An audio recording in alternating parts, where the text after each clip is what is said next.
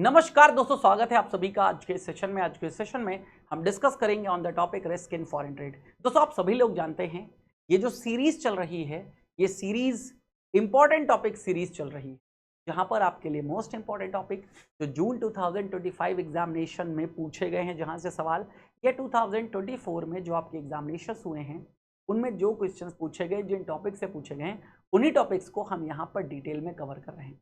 इसके पहले भी नंबर ऑफ टॉपिक्स कवर किए जा चुके हैं, जाकर के उनको देखिएगा, मोस्ट इंपॉर्टेंट है। और लगभग 20-22 मिनट का सेशन होता है और आपका एक टॉपिक पूरा क्लियर हो जाएगा मस्त अच्छे तरीके से।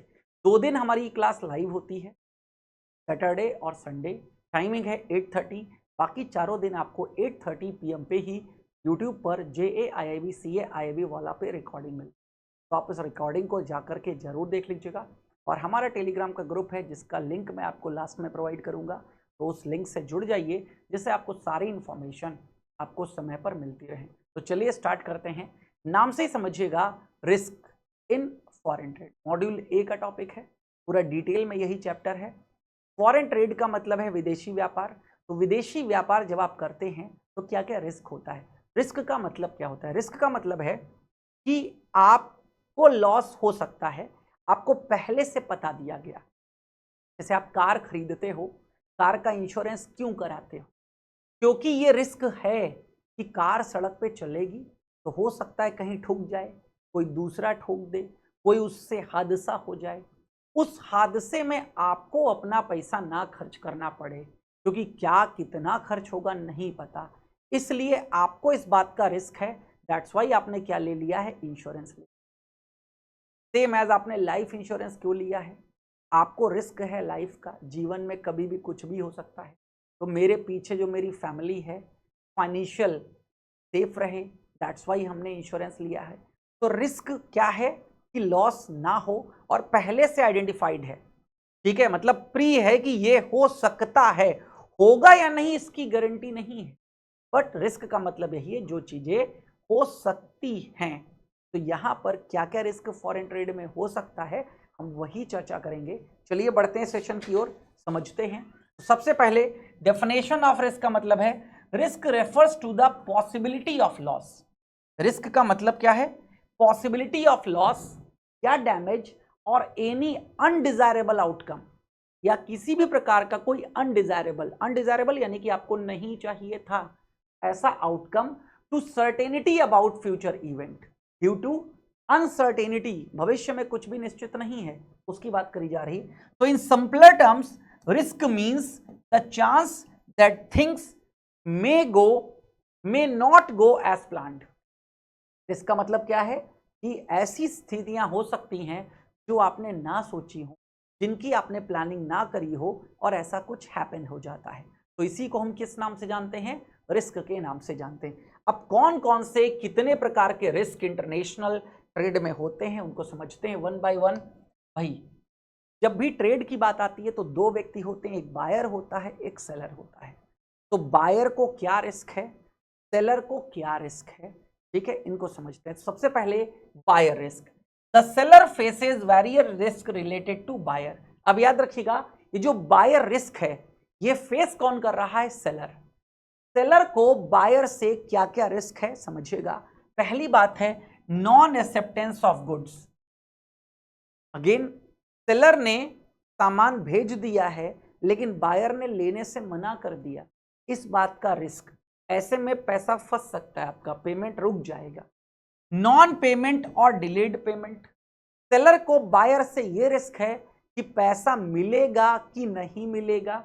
नॉन पेमेंट और डिलेड पेमेंट। डिलेड पेमेंट यानी कि समय के बाद मिलेगा। डिस्प्यूट्स ओवर क्वालिटी और स्पेसिफिकेशन। ऐसा भी हो सकता है कि बायर ये कहे, जिस क्वालिटी का सामान आपने मंगाया था, फ्लिपकार्ट पे रिटर्न करते हो ना सामान, तो कई बार उसमें ऑप्शन आता है ना, not as per the quality, ठीक है। तो गेन आपके बिहाफ पे आपने जिस क्वालिटी के बारे में चीजें सोची थी या जो सैंपल आपने देखा था वैसी चीजें आपको नहीं मिली हैं, या जो स्पेसिफिकेशन आपने मांगा था उस स्पेसिफिकेशन में चीजें आपको नहीं मिली हैं, ये risk. Credit risk. Credit risk का मतलब यही होगा, पॉसिबिलिटी ऑफ बायर डिफॉल्ट। भाई बायर पैसा देने से मना कर दिया, सामान वामान सब ले लिया, रख लिया, लेकिन डिफॉल्ट कर गया, नहीं दे पाया पैसे। तो ये सारे रिस्क किसको होते हैं? सेलर को। किससे रिलेटेड? बायर से। दूसरा समझिएगा, सेलर रिस्क। अब विक्रेता को क्या क्या रिस्क है? किससे? बायर से। समझिएगा, सेलर रिस्क का मतलब है buyer faces risk related to seller. अब बायर को क्या रिस्क है रिलेटेड टू सेलर? पहला समझिएगा, seller not shipped goods even after receiving advance payment. Seller ने एडवांस पेमेंट मांगा था बायर से, बायर ने एडवांस पेमेंट दे दिया था सेलर को, लेकिन एडवांस लेने के बाद भी सेलर ने शिप नहीं किया, यानी कि सामान नहीं भेजा। ठीक है, शिपमेंट की बात हो रही है। देन शिपमेंट ऑफ सब स्टैंडर्ड और पुअर क्वालिटी गुड्स।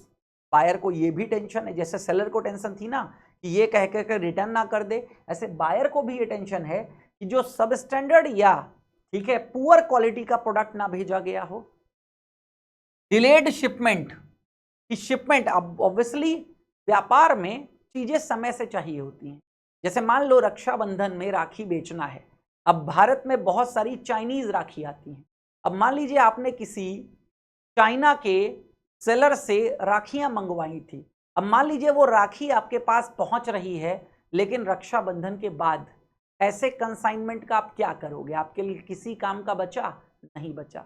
या मान लो आप चाहते थे मैं 1 महीने पहले शॉप लगा लूंगा राखी की, तो 1 महीने पहले मुझे सामान मिल जाए, लेकिन सामान आप तक पहुंचा ठीक है रक्षाबंधन के 3-4 दिन पहले, तो क्या 3-4 दिन में वो पूरा स्टॉक खाली हो पाएगा? नहीं। तो डिलेड शिपमेंट। ठीक है, तो lead to cancellation of the order. अगर डिलेड होता है तो ये भी हो सकता है ऑर्डर कैंसलेशन हो जाए। Cause delays in the buyer's own commitment. Buyer का जो ओन कमिटमेंट था ठीक है उसमें डिले हो गया। और प्रोडक्शन रीशेड्यूल, प्रोडक्शन को रीशेड्यूल कर दिया गया या प्रोडक्शन को शेड्यूल किया गया। रिजल्ट इन पेनाल्टीज और loss of business for the buyer. Buyer के लिए पेनाल्टीज या लॉस ऑफ बिजनेस हुआ, तो यहां पर बात करी जा रही है बायर ये सब रिस्क फेस करता है रिलेटेड टू सेलर। तो बायर रिस्क, सेलर रिस्क हो गया। अब शिपिंग रिस्क। शिपिंग रिस्क यानी कि ना बायर की बात हो रही है ना सेलर की बात हो रही, क्योंकि शिपिंग कौन करता है? Third party.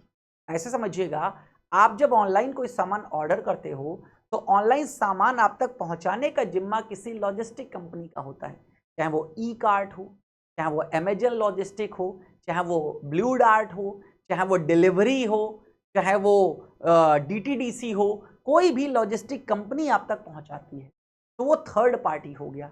उस पर ना तो बायर का बस चलेगा ना तो सेलर का बस चलेगा। पता चला रास्ते में कहीं स्ट्राइक हो गई, पूरा रास्ता जाम करके बैठे हुए, मान लो किसी पॉलिटिकल रीजन की वजह से ऐसा हो गया कि रास्ता जाम है पूरा का पूरा, अब क्या हो गया भाई? शिपमेंट डिले होगा ही होगा यहां पर। तो अगेन समझिएगा, this refers to the risk arising from involvement of third party intermediaries in international trade. इनमें क्या क्या इंक्लूड करेंगे भाई? शिपिंग कंपनीज में, हैंडलिंग एजेंट्स जो हैं, पोर्ट यानी कि आप अगर विदेश से सामान मंगा रहे हो ना तो पोर्ट अथॉरिटीज भी तो डिले कर सकती हैं, कस्टम वगैरह की चेकिंग में बहुत टाइम लग रहा है। लोकल ट्रांसपोर्टर्स जो आपको पहुंचाना है जिसको, लोडर्स, ठीक है। एनी डिले, डैमेज, लॉस और mismanagement by these intermediaries cause disrupt the trade flow. Trade flow आपका डिसरप्ट हो जाएगा। तो ये रिस्क सारे कहां कवर होते हैं? शिपिंग रिस्क में। तो बायर रिस्क, सेलर रिस्क और शिपिंग रिस्क। अदर रिस्क भी एसोसिएटेड होते हैं, बैंक फेलियर रिस्क, क्योंकि जितना भी इंटरनेशनल ट्रांजैक्शन हो रहा है उसमें पेमेंट का कंफर्मेशन किसके द्वारा है? बैंक के द्वारा। जैसे इंपोर्टर ने एक्सपोर्टर से सामान मंगाया है, अगर इंपोर्टर इंडिया का है, एक्सपोर्टर विदेश का है, यानी कि बायर अपने देश का है, सेलर दूसरे देश का है, तो सेलर ने जो सामान भेजा है on the behalf of letter of credit भेजा होगा, एलसी। तो लेटर ऑफ क्रेडिट का पेमेंट कौन करेगा? बैंक करेगा। बट बैंक ही डिफॉल्ट हो जा रहा है, मान लो बैंक के फेल होने का रिस्क तो है ना, ठीक है।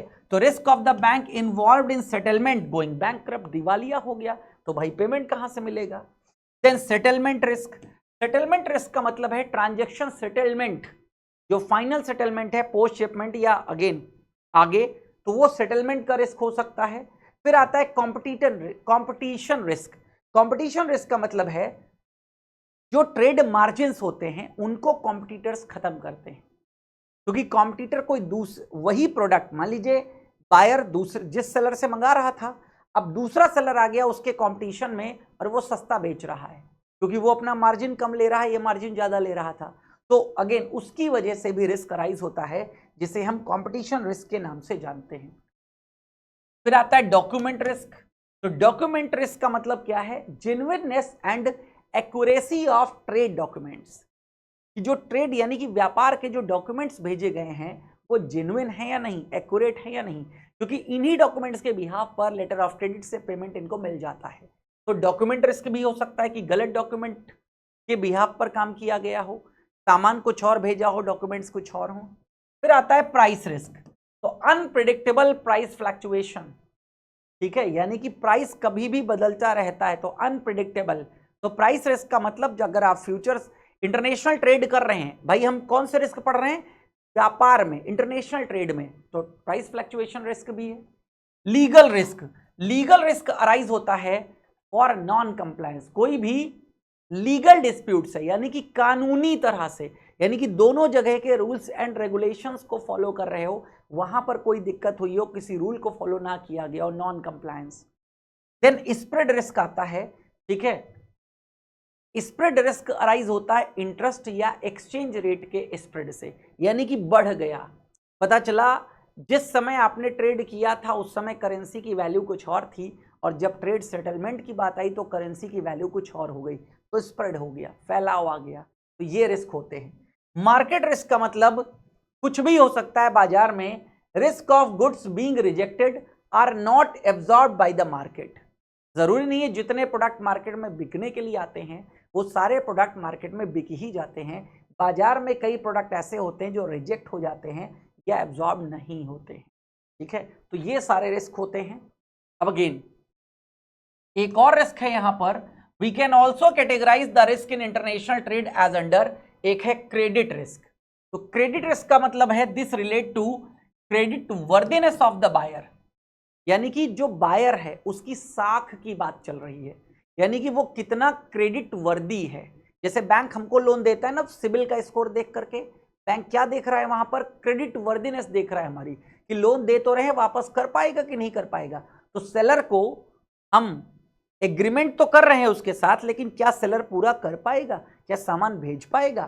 तो क्रेडिट वर्दीनेस। तो नॉन पेमेंट और delayed payment of export bill, ठीक है, या फिर फाइनेंशियल डिस्ट्रेस, लिक्विडिटी क्रंच है उसके पास, या डिफॉल्ट और इंसॉल्वेंसी ऑफ द बायर, ये सभी क्रेडिट रिस्क में आते हैं। यानी कि credit worthiness of the buyer, कि बायर, ठीक है, ये सब कर पाएगा कि नहीं कर पाएगा, एक्सपोर्ट बिल का पेमेंट बायर कर पाएगा कि नहीं कर पाएगा, फाइनेंशियल डिस्ट्रेस में तो नहीं है बायर, लिक्विडिटी यानी कि उसके पास पैसों की कोई समस्या तो नहीं है, डिफॉल्ट या insolvency of the buyer. Then legal risk को डिटेल में समझें तो क्या है? दो देशों के लॉज और रेगुलेशंस की बात आती है, क्योंकि यहां पर एक्सपोर्टर इंपोर्टर्स की कंट्री का इन्वॉल्वमेंट होता है, एक ही देश के लॉ नहीं होते हैं, दूसरे देश के। अब पता चला दूसरे देश के लॉज में कुछ बदलाव आ गया तो भी क्या हो जाएगा? जैसे पता चला अचानक से उस देश ने कई प्रोडक्ट पर सैंक्शन लगा दिया, जैसे भारत में भी होता है, कई बार कुछ प्रोडक्ट के एक्सपोर्ट पर गवर्नमेंट सैंक्शन लगा देती है, क्योंकि इंडिया में उनकी कमी होती है, तो गवर्नमेंट नहीं चाहती इस प्रोडक्ट को एक्सपोर्ट किया जाए, सैंक्शन लगा दिया, अब आप एक्सपोर्ट ही नहीं कर पाओगे। तो अगेन वही है ट्रेड एम्बार्गोज और सैंक्शंस, ठीक है। अभी देखते हो अमेरिका बात करता रहता है कि अगर आप हमारी बात नहीं सुनोगे तो हम ट्रेड सैंक्शन लगा देंगे। सैंक्शन का मतलब वही है कि अगेन आपसे व्यापार ही नहीं होगा। तो restrictions on export of specific good, किसी स्पेसिफिक गुड के एक्सपोर्ट पर रिस्ट्रिक्शन लगा देना, प्रतिबंध कर देना। Restrictions on remittance on foreign currency transaction, तो ये भी हो सकता है कि फॉरेन करेंसी में ही ट्रांजेक्शन हो रहा है, फॉरेन करेंसी के रेमिटेंस पर क्या लगा दिया गया? रिस्ट्रिक्शन, तो आप पेमेंट ही नहीं कर पाओगे, डॉलर नहीं होगा तो अमेरिका सामान कहां से खरीदोगे? These changes may prevent the exporter from shipping goods or the buyer from making payments. तो बायर को भुगतान करने से और एक्सपोर्टर को यानी कि सेलर को सामान भेजने से रोकता है। तो ये हो गया लीगल रिस्क। फिर आता है कंट्री रिस्क या पॉलिटिकल रिस्क। जैसे अभी आपने देखा ईरान और, ठीक है, इजराइल में युद्ध हो गया था, तो ये पॉलिटिकल रिस्क है कि आपकी जो देश की सरकार है वो कितना स्टेबल है, तो स्टेबिलिटी देखी जाती है, स्थायित्व तो देखा जाता है, वो सब चीजें आती हैं कंट्री रिस्क में या पॉलिटिकल रिस्क में। तो these risk stem from political and economic instability in the buyers और सेलर कंट्री। जैसे श्रीलंका में अभी जब इकोनॉमिक क्राइसिस आई थी, आपने सुना होगा राजपक्षे फैमिली वहां पर राज किया करती थी, प्रेसिडेंट भी उन्हीं की फैमिली का था, प्राइम मिनिस्टर भी उन्हीं की फैमिली का था। इकोनॉमी को पूरा उन्होंने कोलैप्स कर दिया, फॉरेक्स रिजर्व ही नहीं बचे थे उनके पास। तो ऐसे लोगों को सामान कौन बेच देगा, क्योंकि फॉरेक्स में पेमेंट ही नहीं कर पाओगे। तो ये क्या है, इकोनॉमिक क्राइसिस। तो याद रखिएगा ये सब चीजें, जैसे sudden changes in trade policies और लीगल फ्रेमवर्क, अचानक से आपने बदलाव कर दिया। देन अनस्टेबल पॉलिटिकल इन्वायरमेंट, आपके वहां का जो इन्वायरमेंट है वो अनस्टेबल है। सरकार यानी कि गृह युद्ध मान लो चल रहा हो, आपस में लड़ रहे हो, तो ऐसे लोगों के साथ ट्रेड कौन करेगा। पुअर फॉरेन एक्सचेंज रिजर्व, आपके पास फॉरेक्स बहुत कम है, ठीक है। जैसे इंडिया के पास $600 बिलियन का फॉरेक्स रिजर्व बनाया हुआ है लगभग में, किसी देश के पास पता चला है ही नहीं फॉरेक्स रिजर्व, बहुत पुअर है उसका, तो क्या होगा, लीडिंग टू पेमेंट डिलेज। अब यहां पर आप सामान भेज तो दोगे लेकिन आपको पेमेंट डिलेज हो सकता है, और डिफॉल्ट या डिफॉल्ट भी हो सकता है। देन डिटेरियोरेशन इन डिप्लोमेट रिलेशंस बिटवीन कंट्रीज, अभी आपने देखा था भारत और कनाडा के साथ में, ठीक है, बहुत तलखियां हो गई थी, ठीक है, तो भारत और कनाडा के बीच में पूरे रिश्ते खराब हो गए थे, ठीक है। तो ऐसा भी हो सकता है अगर डिप्लोमेटिक रिलेशंस में कोई दिक्कत आई। भारत पाकिस्तान में आपने देखा ऑपरेशन सिंदूर के पहले ही, जैसे ही, ठीक है, पहलगाम अटैक हुआ तो इंडिया ने सभी रिश्ते पाकिस्तान के साथ खत्म कर दिए, इवन ट्रेड वाले भी खत्म कर दिए, ठीक है, ट्रेड वाले भी रोक दिए थे। तो ये क्या है, डिप्लोमेटिक रिलेशंस। और यहां से भी कहा था कि जो डिप्लोमेट्स हैं वो खाली कर दें। तो ये सब चीजें पॉलिटिकल रिस्क और कंट्री रिस्क में आती हैं, यहां पर ध्यान रखिएगा। फिर आता है ऑपरेशनल रिस्क। ऑपरेशनल रिस्क का मतलब है supply chain can cause delays और फेल्योर्स इन ट्रेडेड। जो सप्लाई चेन है पूरी, ठीक है, वो रिलेट करती है ऑपरेशनल डिसरप्शंस को, जैसे स्ट्राइक और labour unrest at seller factory. Seller जिसको सामान भेजना है उसकी फैक्ट्री में लेबर्स ने स्ट्राइक कर रखी है, ठीक है, या फिर लेबर खुश नहीं है अपनी पॉलिसीज से, तो आपका सामान ही नहीं बनेगा, भेजोगे कहां से। Issues at suppliers and, suppliers जिसको सामान भेजना है उसके एंड से कोई दिक्कत है। और डिसरप्शंस इन्वॉल्विंग जैसे बैंक, ट्रांसपोर्टर्स, क्लियरिंग एजेंट्स, ठीक है, और लॉजिस्टिक पार्टनर्स, ये सभी ऑपरेशनल रिस्क में काउंट होते हैं। Operational risk. एक्सचेंज रिस्क तो आपको मैंने बताया, एक्सचेंज रिस्क का मतलब है करेंसी रिस्क, ठीक है, करेंसी रिस्क, क्योंकि आप जब इंटरनेशनल ट्रेड कर रहे हो तो करेंसी का प्राइस बढ़ता और घटता रहता है। इस बढ़ने और घटने की प्रक्रिया से आपको लॉस या प्रॉफिट दोनों हो सकते हैं। जैसे इंडिया का व्यक्ति अगर सेलर है तो करेंसी की जब वैल्यू भारत की घटती है तो उसको बेनिफिट मिलता है, ठीक है। डेप्रीशिएट जब होगी हमारी करेंसी डॉलर के अगेंस्ट में तो एक्सपोर्टर को बेनिफिट मिलता है, या डीवैल्यूएशन होगा हमारी करेंसी का तो एक्सपोर्टर को फायदा मिलता है लेकिन इंपोर्टर को लॉस होता है। तो ये होते हैं एक्सचेंज रिस्क, यानी कि दूसरी करेंसी आपको चाहिए, उस करेंसी को, अब अमेरिका से कोई सामान खरीदोगे डॉलर में पेमेंट करना है तो इंडियन रुपी को डॉलर में पहले कन्वर्ट करना होगा, फिर आप पेमेंट कर पाओगे। तो कन्वर्जन रिस्क है यहाँ पर कि वो रेट्स बदलती रहती हैं, दैट्स वाई इसी को हम एक्सचेंज रिस्क के नाम से जानते हैं।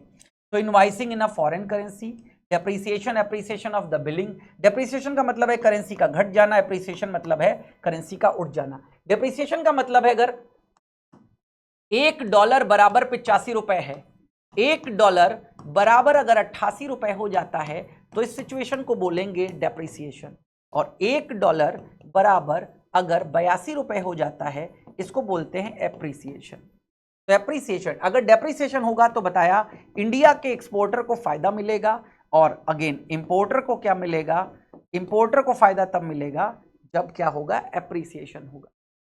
समझ में आ गई बात। तो ये सारे के सारे रिस्क होते हैं जो अराइज कहां पर होते हैं, जो अराइज कहां पर होते हैं, ये सारे रिस्क इंटरनेशनल ट्रेड में अराइज होते हैं। तो उम्मीद करता हूं आपको चीजें समझ में आ गई होंगी। अब अगेन याद रखिएगा बहुत अच्छे ऑफर्स चल रहे हैं, CAIIB का महापैक चल रहा है, ठीक है। आप pw.live, ये बात याद रखिएगा, pw.live पर जाकर के चेकआउट कर सकते हैं। अमेजिंग ऑफर्स हैं फर्दर कोर्सेज के लिए, आप हमारे साथ जुड़ सकते हैं पेड कोर्सेज में। दिसंबर 2005 के लिए टारगेटेड बैच लॉन्च कर दिए गए हैं, तो वहां पर जाइए और हमसे जुड़िए।